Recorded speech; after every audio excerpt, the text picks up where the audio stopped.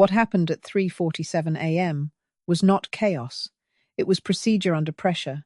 It was the constitutional system reaching its most extreme mechanism and then proving that mechanism was not theoretical. When federal law enforcement stepped into the Oval Office, it wasn't a coup, it wasn't a celebration, it wasn't theater, it was enforcement. 4 deputy U.S. Marshals. 3 Secret Service agents acting under the direct authority of Director Kimberly Cheatle. 1 FBI supervisor securing the perimeter. That composition alone tells you this was coordinated at the highest levels of institutional alignment. No improvisation.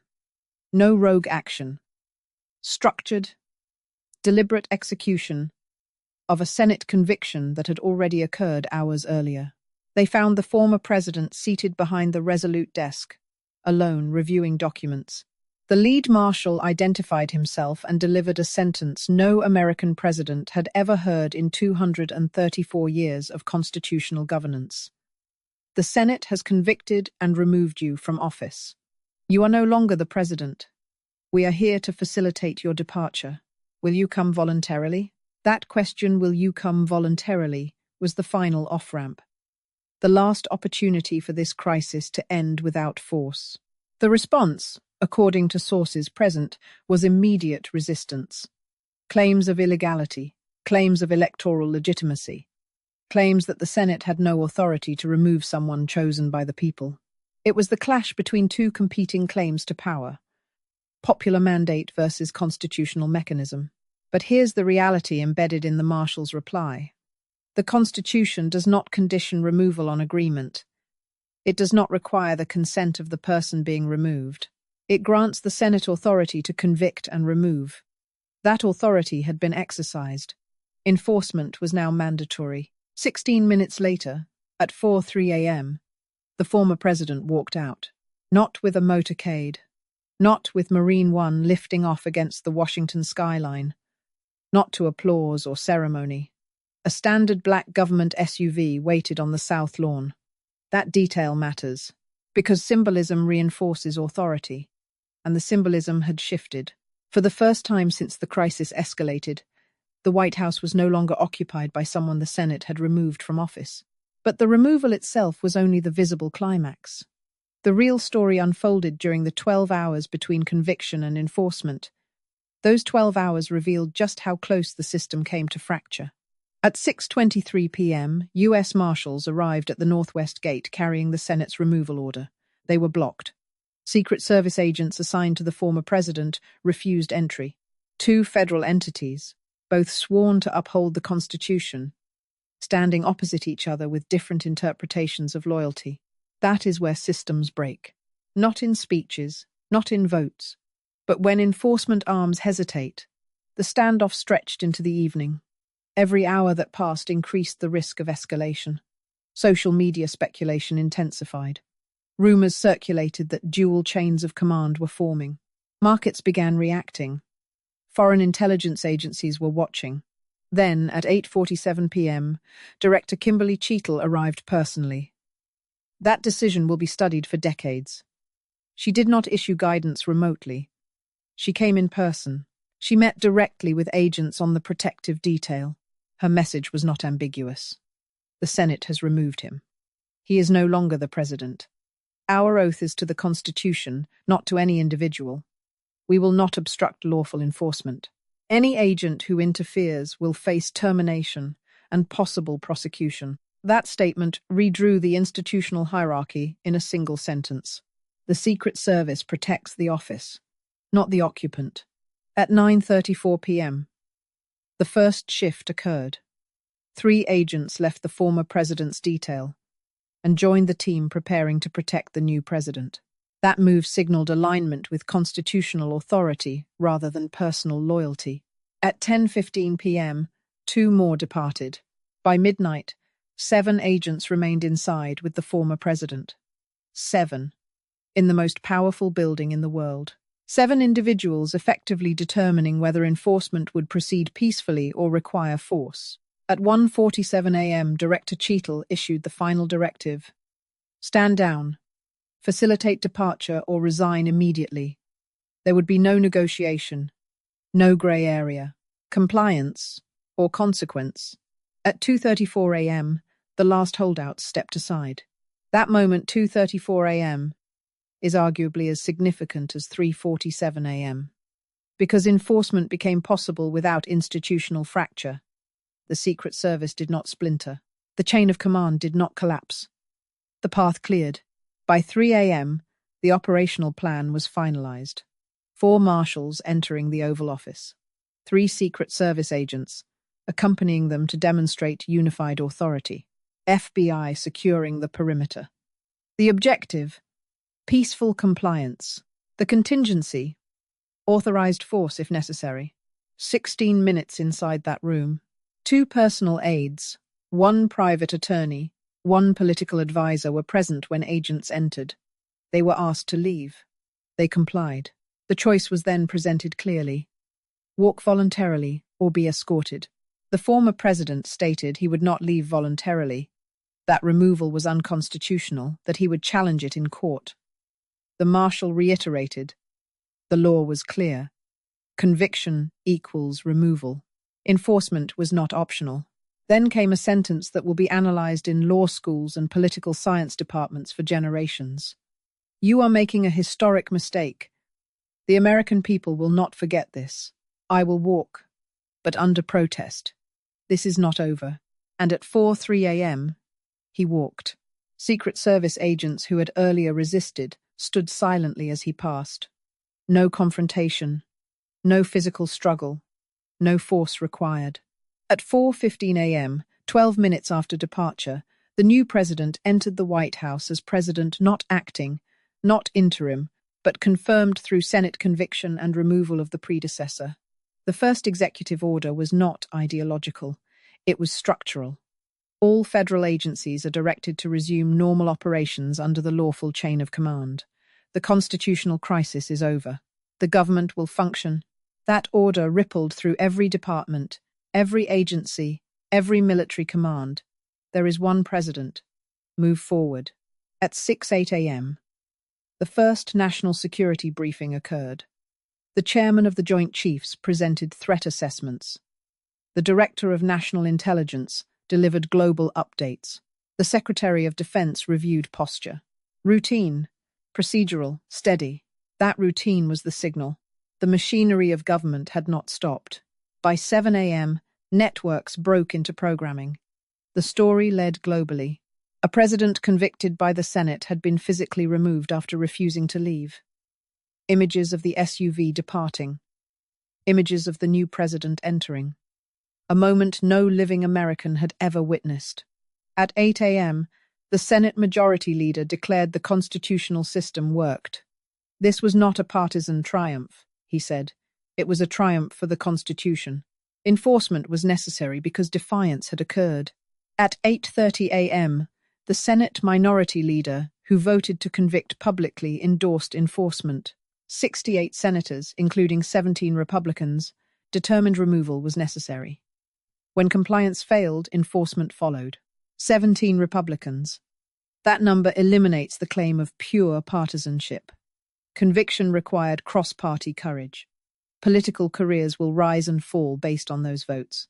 At 9 a.m., the Chief Justice issued a statement affirming the Senate's constitutional authority and endorsing the legitimacy of enforcement. That judicial acknowledgement fortified the separation of powers. At 10 a.m., the former president responded through legal counsel, claiming illegal removal, fraudulent impeachment, vowing to pursue every legal remedy, still asserting he remained lawful president. That declaration signals the next battlefield: the courts. At 11 a.m., the new president addressed the nation briefly, focused on unity, focused on function, acknowledging supporters of the former president, asking citizens to accept constitutional outcomes even when painful. And now we confront the historical significance. In 234 years, the Senate had never convicted and removed a president. The impeachment power existed largely as deterrent theory. Last night, it became operational fact. 3 precedents are now established. First, Senate conviction is enforceable. A president cannot simply refuse to leave. Second, the Secret Service protects the office, not the person. Loyalty follows constitutional authority. Third, when pushed to its limit, the system can hold if individuals inside it choose oath over loyalty. But removal is not resolution. It is transition. 6 indicators will determine how this crisis echoes. Will courts entertain challenges to Senate authority? If judicial review is granted, impeachment jurisprudence changes forever. Will Republican voters accept the outcome or reject it? Public opinion inside one party may shape electoral realignment. Will the new administration govern competently enough to stabilize perception? Performance will influence legitimacy. Will any internal government resistance persist? Even small pockets of defiance would signal incomplete resolution. Will Congress codify clearer enforcement procedures? Legislative refinement could prevent future ambiguity. Will historians converge on legitimacy or remain divided? Academic consensus influences long-term narrative, and beyond indicators lie scenarios. Healing. Ongoing division. Structural damage. Healing requires legal challenges to fail, governance to succeed, public fatigue to outweigh grievance. Ongoing division means parallel narratives persist indefinitely, legitimacy contested in perpetuity. Structural damage would imply future presidents interpret this episode as survivable brinkmanship rather than deterrent warning. Which path unfolds depends on choices made now. What is certain is this. At 3:47 a.m., federal agents entered the Oval Office. At 4:03 a.m., the former president departed. At 4:15 a.m., the new president entered. At 6:08 a.m., the national security apparatus functioned under new leadership. The constitutional crisis that began with invocation of the 25th Amendment, escalated through Supreme Court defiance and impeachment, ended with physical enforcement. It required bipartisan votes. It required institutional courage. It required a Secret Service director prioritizing the Constitution over personal allegiance. It required marshals willing to knock on the Oval Office door. But it worked. The presidency will never feel theoretical again. Future presidents now know conviction can lead to removal not just symbolically but physically. Future senators know cross-party conviction is possible. Citizens know enforcement can occur. The most dangerous phase, the uncertainty over whether removal could be executed, has passed. Now comes endurance. Courts will weigh arguments. Campaigns will weaponize narratives. Scholars will debate precedent. The former president will continue contesting legitimacy. The new president will attempt to govern beyond the shadow of this moment. But the core question has already been answered once. When tested to the breaking point, the constitutional system did not shatter. It bent. It strained. It hesitated. And then it enforced its own rules. The long-term consequences remain unwritten, but the night enforcement became reality will define American governance for generations. And that is where this story truly begins. As dawn broke over Washington, the visual calm masked the psychological aftershock spreading across the country. By noon, 3 parallel battles were already underway. The legal battle, the political battle, and the battle for public belief. The former president's legal team filed an emergency petition arguing that the Senate's conviction was procedurally flawed and that enforcement prior to full judicial review violated due process. They requested immediate Supreme Court intervention and temporary reinstatement pending review. That request alone creates a constitutional paradox. If the court agrees to hear the case, it must confront a question it has historically avoided. Is Senate impeachment power completely non-justiciable, or can procedural defects invalidate removal? For decades, precedent has leaned toward deference. The Supreme Court has treated impeachment as a political question, but never before has enforcement followed a refusal to vacate the office. The factual landscape is unprecedented. If the court declines to intervene, it cements the Senate's authority as final and unreviewable. If it intervenes, it risks being seen as overruling a constitutionally assigned power. Either decision reshapes separation of powers doctrine. Meanwhile, on Capitol Hill, senators who voted to convict began facing immediate consequences. Some received praise from constitutional scholars and moderates. Others faced primary threats within hours. Party leadership meetings stretched late into the afternoon as factions argued over whether conviction was courage or betrayal. 17 cross-party votes changed history. That number will define careers. Outside Washington, reactions fractured along familiar but intensified lines. Some citizens saw accountability finally enforced. Others saw a political system weaponized against a leader they believed represented them. Markets dipped briefly overnight but stabilized by mid-morning once continuity of command was confirmed. International leaders issued carefully worded statements emphasizing respect for constitutional process. Allies expressed confidence. Adversaries watched for instability. At 2 p.m., the new president held a closed-door meeting with senior military leadership. The message was deliberate and restrained. No policy shifts today. No abrupt changes. Stability first. That choice may prove critical. In moments of constitutional rupture, overcorrection can appear opportunistic. Continuity signals legitimacy. By 4 p.m., federal agencies reported full operational compliance. No department resisted directives. No military units deviated from the new chain of command. The machinery of government had not only resumed, it had aligned. That alignment is the quiet victory. Because constitutional crises rarely collapse from dramatic confrontation. They collapse from fragmentation, when institutions choose sides, when enforcement arms divide, when competing claims to authority persist long enough to normalize defiance.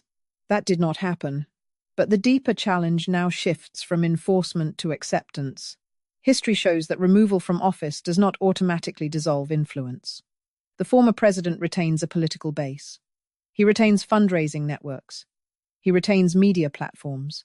His narrative that removal was illegitimate will resonate with millions.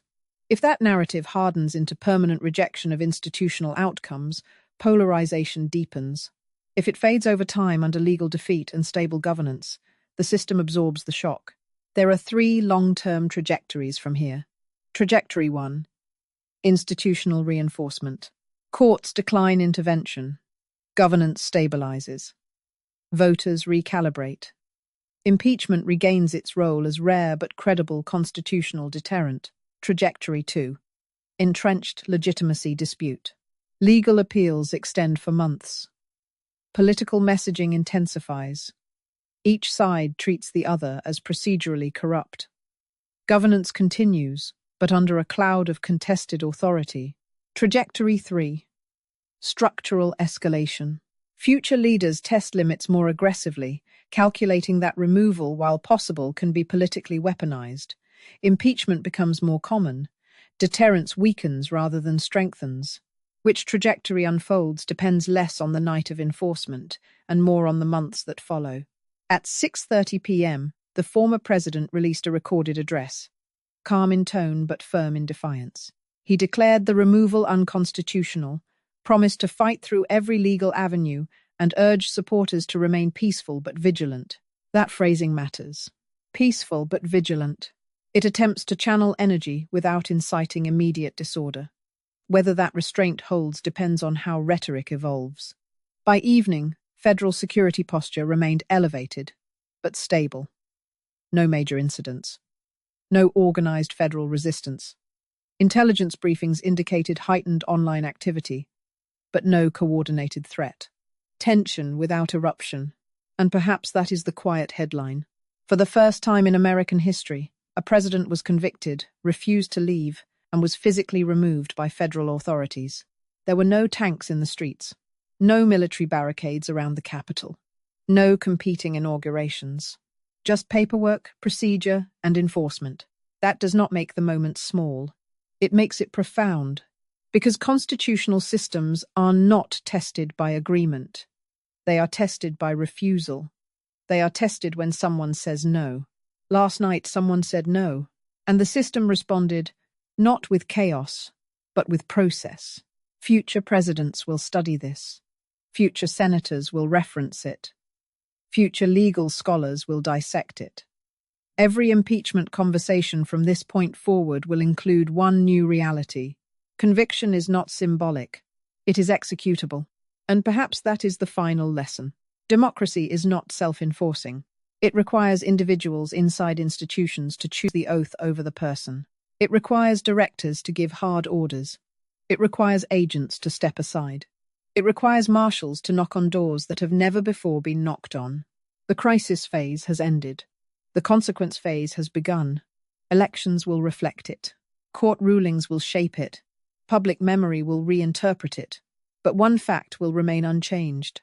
On that night, when defiance met constitutional authority, the Constitution did not retreat. It advanced. And whether that advancement strengthens the Republic or deepens its divisions will depend not on what happened at 3:47 a.m., but on what the nation chooses to do next.